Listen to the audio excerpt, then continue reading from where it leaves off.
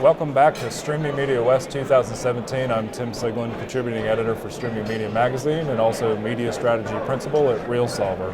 Actually just coming back from a session on securing the live stream, and with me today I have Gabriella. She actually did a panel earlier today, so introduce yourself and tell me what the panel is that you presented on. Thank you for having me. You're welcome. This is great.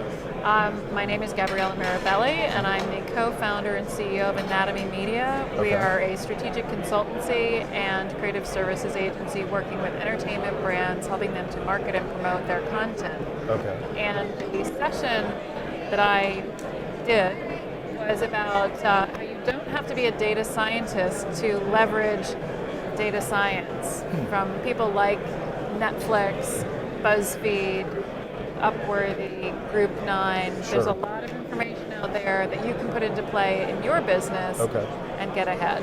And where is your company based? We're based in New York. In New York, Yeah. okay. And is your client based primarily in New York, or is it No, London? It's primarily in the U.S. In the U.S.? Okay. But it is the big entertainment companies. We work with all of them. And how is it that these companies can leverage the learnings of a Netflix or somebody else like that? We've had a real shift in how the entertainment space has moved. It's gone from broadcast to cable. Sure. So it seemed like, it's nichified, and we have so many choices, but it was still mass media. And then it moved into my media. Okay, and right. with that shift came the attention economy, and it really all became about the user experience. And that's what it matters for the user, their experience. Sure. But for the publisher, it's user behavior. And if we're going to know what the user's behavior is going to be, you really have to investigate. What we see is a lot of A/B testing in terms of trying one thing or another, what wins.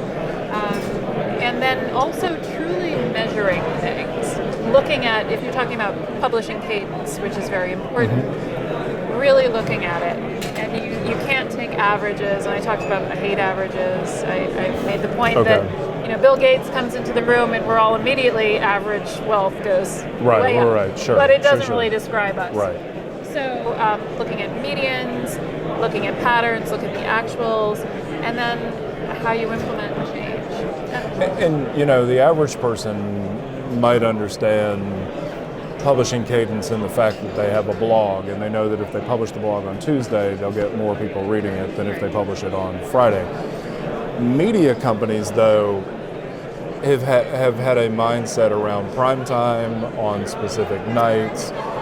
Are you finding that you have to unlearn some of your clients when you talk to them about that? Unlearn is probably not the right word. Help them get re-educated into the difference in the new media space. I think the thing with the new media space is really understanding which platforms work in which ways. Okay. Twitter, linear posting is okay. Sure. Driving to linear is fine. Right. In other platforms, it just isn't necessary. I think that what we do see is a lot of incentives and organizational behaviors are driven by linear TV because currently that's still where the money is. Right. And I get into discussions about the need for perhaps shifting some of the mix of how things are. We look at return on investment for their social. The thing that's really happened, the biggest shift as far as entertainment publishers are concerned, is about discovery. Social media for young millennials, Gen Z, 58% of them discover the content they watch through social. And this is a huge change because if you think of broadcast, if you think of cable, they owned the pipe of discovery. They don't own the pipe of discovery. And not only that, but the leveling that takes place in social media. You have, Mary Lou Who's cat video, Viacom's piece, the New York Times piece, the person in the tinfoil hats piece. They're all on the same feed. They all have the same typeface. It's very hard to distinguish.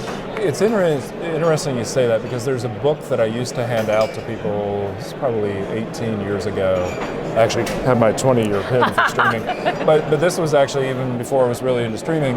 It's a book called The Interface Culture. And The Interface Culture, he was I want to say it's Michael Johnson, but not sure that's the correct author.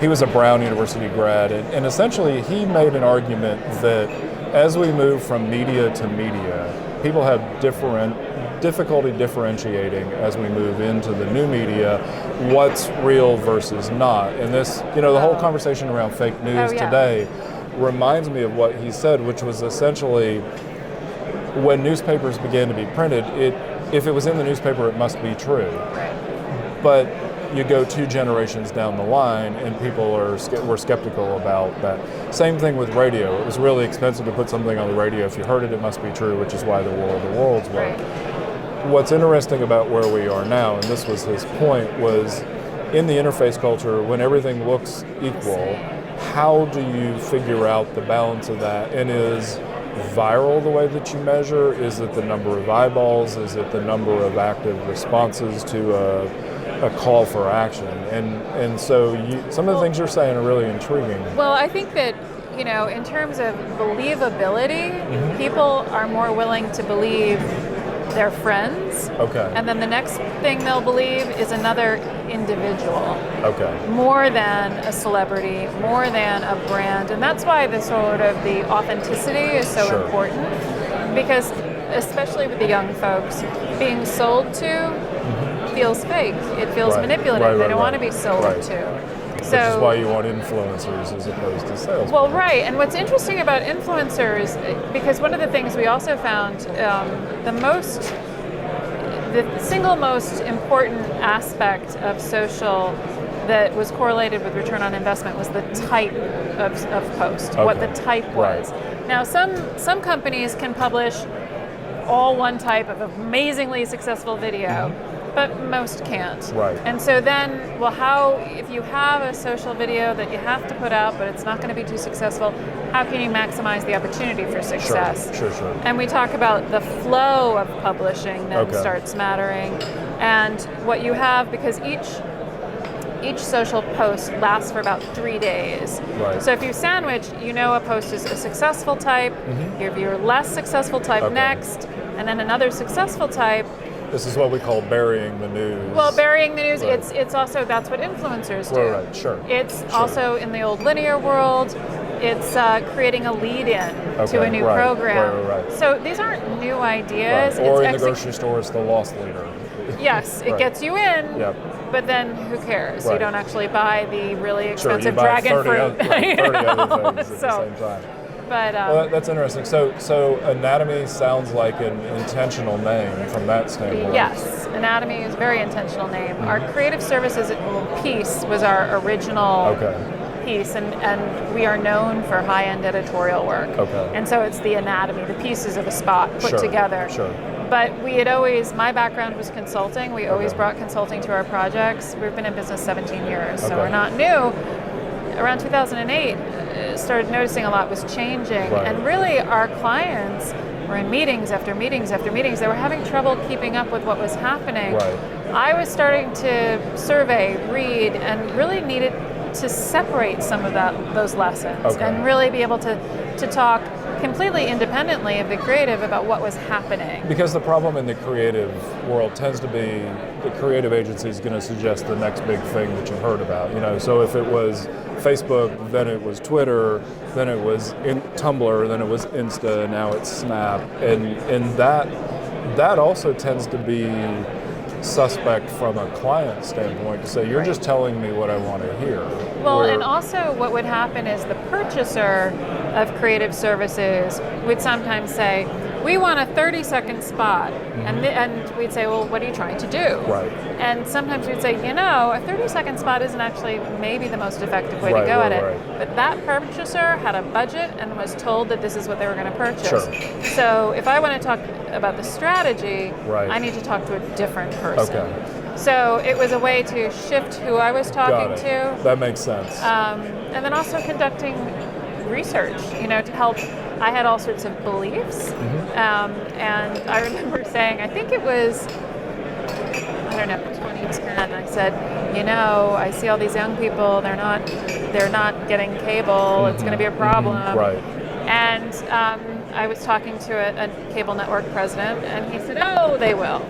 I was like, I really don't think they will. He'd never heard the term cord never because none of us had heard that I term. used it in an article. Okay. I Very good. did way back when. Yeah. I'm going to get credit for it, but I'm going to take it here. Well, those of us who've been around for a long time, we can go back and pull articles from, where it's like, hey, that's what I said mine. back I then. said that back then. Nobody cares. Nobody cares. Really, I they do, know. so. I know. Thank you so much for the opportunity. It was Absolutely. great to share some of our thinking around these issues, and I really had a great time. Likewise. Thank you.